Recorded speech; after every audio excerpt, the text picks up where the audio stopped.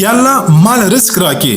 همیشه دا دعا کوو رزق مې نه زیاتېږي، دنیا مې پر مخ باندې نه ځي.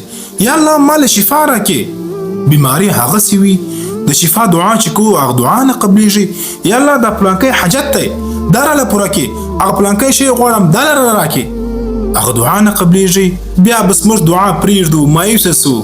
هېڅکله داسې مه کوه، د الله در ته داسې ورسه لکه یو ماشوم چې د خپل پلار مخې ته وژاړي چې زه دغه شی غواړم.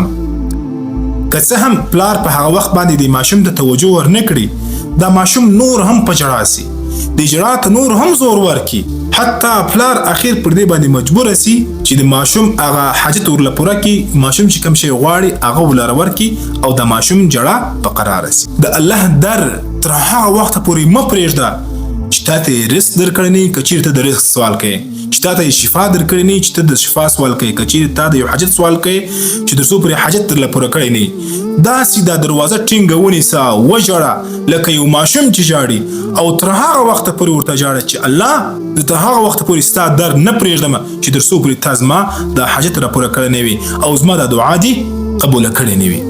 او سر خلاص که په دې خبره چې الله رب العزت د مور و پلار څخه وواله زیات مهربانه دی، د پلار د مینې څخه وواله زیاته مینه الله د خپل بنده سره لري. کله ناکله موږ دعاګانې کوو، دعاګانې نه قبلېږي. الله رب العزت یو بنده مبتلا کوي په ازمایش او په امتحان کې، دې دپاره چې دا زما بنده بیرته زما و طرف ته راسي، دا زما بنده زما و طرف ته متوجه سي، زما و طرف ته رجوع وکړي. د الله امتحان ازمایش بعض وخت په دې شکل کې وي لکه یو پلار چې خپل زوی وایي په دې خاطر باندې چې د زوی د دې پلار خبره ومني، د پلار پر لاره باندې ولاړ سي، د پلار چې څه ورته وایي هغه وکړي. همدغسې الله رب العزت خپل بنده باندې بعض وخت تکلیفونه راولي، بعض وخت پریشانی ور باندې راولي چې دا بنده زما در ته راسي، دا بنده ما و طرف ته رجوع وکړي او ما څخه وغواړي. او چې کله په یو مشکل کې په یو مصیبت کې ته د الله و طرف ته رجوع وکړي، د الله نه وغواړي، الله په دې ډیر زیات خوشاله کیږي.